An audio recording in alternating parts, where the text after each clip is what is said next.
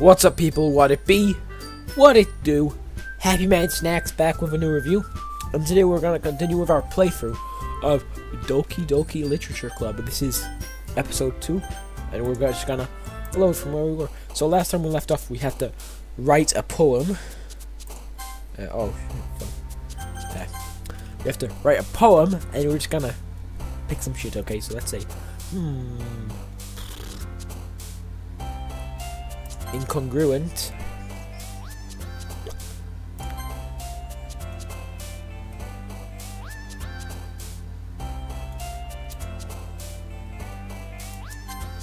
Okay.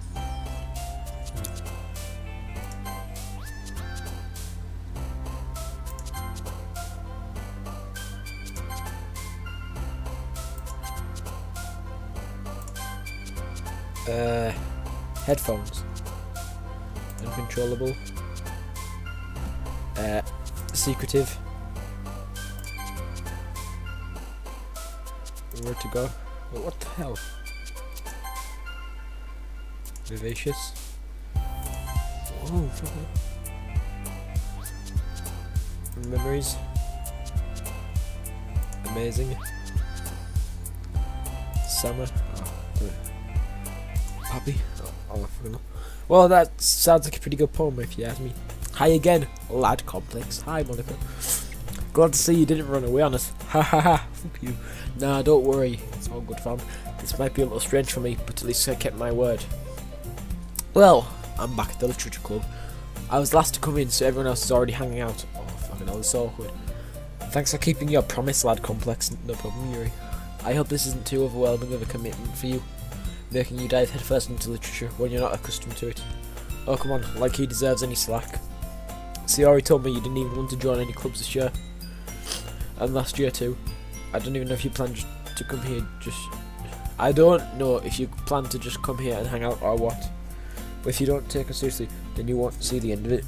Natsuki, you certainly have a big mouth for someone who keeps her manga collection in the club room. Natsuki finds herself stuck between seeing Monica and manga. Manga is literature. Swiftly defeated, Natsuki plops back into her seat. Don't worry, guys. Lad Complex always gives it his best as long as he's having fun. Sorry, I've got a bit of a blocked noise. It's really annoying. He helps me with busy work without me even asking, like cooking, cleaning my room. How dependable. Sorry, that's because your room is so messy and it's distracting. And you almost set your house on fire once. Is that so? Oh, excuse me. You two are really good friends, aren't you? I might be a little jealous. How come? You and Lad Complex can become good friends too? Siori. As usual, Siori seems oblivious to the weird situation she just put me into. Oh, you even brought you something today, you know. Wait, Siori. Me? I'm not really. Don't be shy. It's really nothing. What is it? Never mind. Siori made it sound like a big deal when it's really not. Oh, what do I do? I'm sorry, Yuri, I wasn't thinking.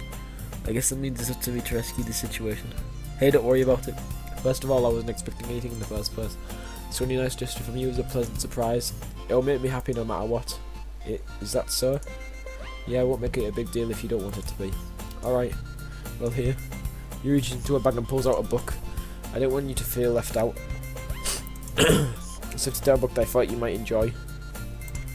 It's a short read, so it could keep your attention even if you don't usually read. And we could, discuss it if you wanted. This is... How is this girl accidentally being so cute? She even picked out a book she thinks I'll like despite me not reading much. Yuri, thank you. I'll definitely read this. I enthusiastically take the book. Phew, and I just pronounced enthusiastically wrong. Phew. Well, you can read it at your own pace. I look forward to hearing what you think. Now that everyone's settled in, I expected Monica to kick off some scheduled activities for the club, but that doesn't seem to be the case. Siori and Monica are having a cheery conversation in the corner. Yuri's face is already buried in her book. I can't help but notice her intense expression, like she was waiting for this chance. Meanwhile, Natsuki is rummaging around in the closet. I'm really curious to talk to you a little bit more, Same time, I would feel bad for distracting her from reading. I catch a glimpse of the cover of her book. It looks like the same book that she lent to me. Rather than that, she seems to be on the first few pages. Ah, crap. I think she knows me looking at her. She sneaks another glance at me, and our eyes meet for a split second. It only makes her harder first deeper in the book. Sorry, I was just spacing out. I'm out of this, sensing I made her uncomfortable. Oh, it's fine. If I was focused, then I probably wouldn't have noticed in the first place. But I'm just rereading a bit of this, so that's the book you gave me, right? I wanted to reread some of it, not for any particular reason. Just curious, how come you have 2 copies of the same book? Ah, well, I was at the bookstore yesterday. Ah, that's not what I meant. I mean, I just happened to buy 2 of them. Ah, I see. Something fairly obvious here that you isn't telling me, but I decided to let it go. I'll definitely start reading it soon. I'm glad to hear. Once it starts to pick up, you might have a hard time putting it down. It's a very engaging and relatable story. Is that so? What's it about anyway? Well, you close the book and squint your eyes over the pack. The book is titled The Portrait of Markov. There's an ominous looking eye symbol on the front cover. Alright, I just wanted to make sure I don't accidentally give anything away. Basically, it's about this girl in high school moving with a long lost younger sister. But since she does, her life gets really strange. She gets attracted by these people who escaped from a human experiment prison. Oh, fucking. And while her life is in danger, she needs to desperately choose who to trust. No matter what she does, she ends up destroying most of her relationships, and her life starts to fall apart. That's kind of dark, isn't it? You made it sound like it was going to be a nice story, so that dark turn came from nowhere. Haha. You gently giggles all of a sudden. Are you not a fan of that sort of thing, lad complex? No, it's not that. I mean, I can definitely enjoy those kind of stories, so don't worry. I hope so. Yeah, I totally forgot that Yuri is into those things. She's so shy and reclusive on the outside, but her mind seems to be completely different. It's just that those kinds of stories, they challenge you to look at life from a strange new perspective. When horrible things happen, not just because someone wants to be evil, but because they have their own goals or their own philosophy that they believe in. Then suddenly, when you thought you related to the protagonist, they're made out to be the naive one, letting their one-sided morals interfere with the villain's plans. I'm rambling, aren't I? Not again. I'm sorry. Hey, don't apologise. I haven't lost interest or anything.